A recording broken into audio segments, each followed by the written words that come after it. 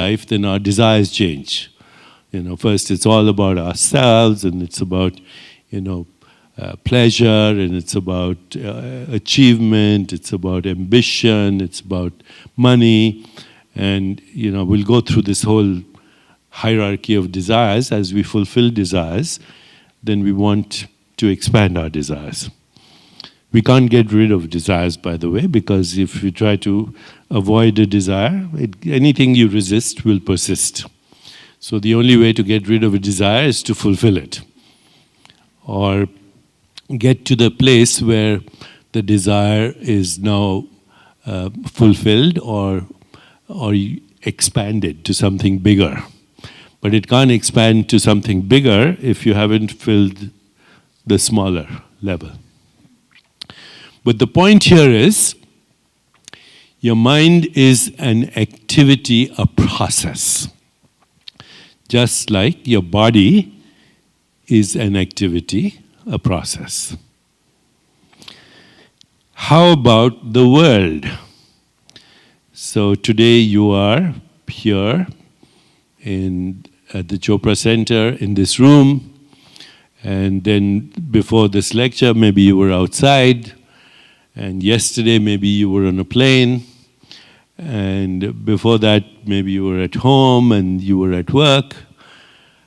There's nothing that we can call the world that is also not a ceaseless activity, because our experience of the world doesn't change, doesn't stop even for a second. So far, is everybody with me? Our body is a process, our mind is a process, and the world that we experience in every moment of time is a process. By process, I mean activity that cannot be stopped even for a second, or a microsecond, or a nanosecond. You cannot stop an activity.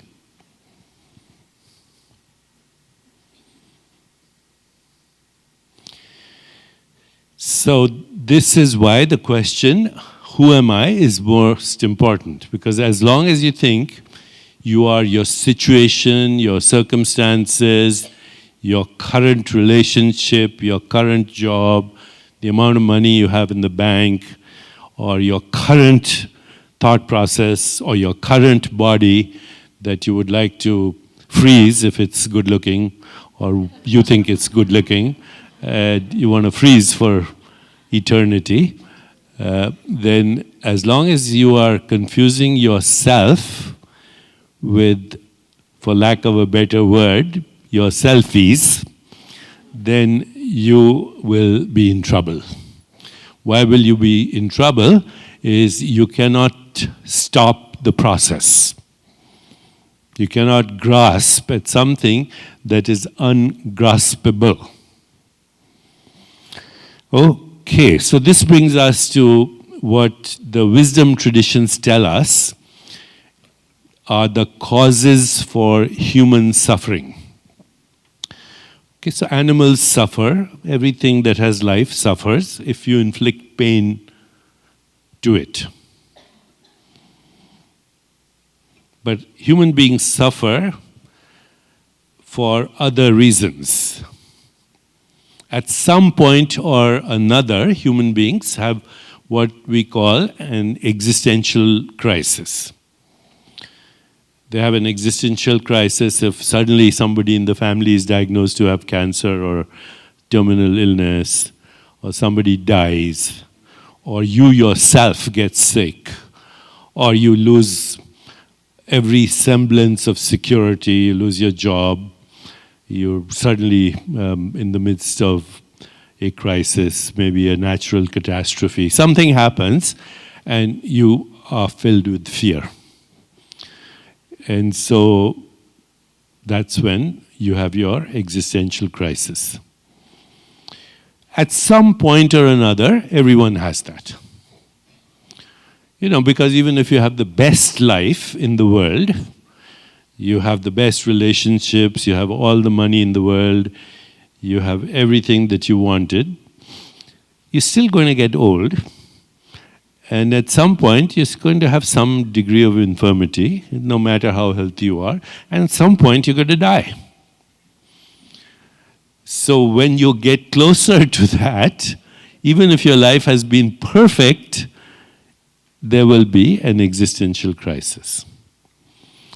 So the wisdom traditions tell us, and that's where this whole course is about actually finding out who am I, so we don't have to go through that existential crisis, while at the same time we are enjoying our lives, we are finding the best relationships, we are succeeding at all the goals that we have, and we have the ability to love and enjoy the experience of love, and we have the ability to go with the flow and experience what we call lightness of being, a loving heart, a joyful body, a reflective mind. Then, if we are also understanding who am I, in addition to that, I think we could actually find what the great wisdom traditions say: freedom from suffering.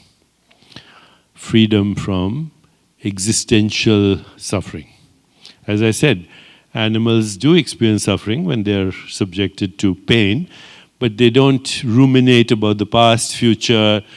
They probably don't have regrets. If I kick a dog, the dog might get upset in the moment. And I see the dog 5 years later, it might attack me. But unlike a human being, it won't plan how to get even. We have something that is called imagination, in which we ruminate. We become victims of memory and also of what could go wrong in the future. The fact is, all experience is happening now. Okay? All experience is happening now. The experience of your body is happening now. The experience of your mind is happening now. The experience of memories in the past is happening now. The experience of the future in imagination is happening now. And now never ends. Now is eternal. But we do not know that the I that we refer to is in that eternal now. So here's the first principle to grasp. All experience is in time. All experience occurs in, even though physicists now a lot of physicists who think about this and scientists who think about this, they'll say time is an illusion, and it actually is, but the fact is our experience of life is in time. You are no longer that teenager or that baby or the person you were 5 years ago, and your mind is not the same, your emotions are not the same, your personality hopefully is changing and evolving, your desires are changing, everything is an activity, so experience is in time, no question about it. What we call experience, mental or physical experience, is in time. But the I in which that experience is happening is not in time. This is very important for us to grasp. I is not in time. So if it is not in time, where is it? If it's not in time, then where is it? And the only answer can be, we use words for this, it's timeless, it's eternal. Now, eternal doesn't mean stretching endlessly for eternity, like, if there's a heaven which is eternal, it would be Sunday school for eternity, which would be boring. Okay? Not in time means not in time, not stretching in time. It's timeless. And being timeless, it doesn't occupy space, because anything that occupies space this is occupying space is in time.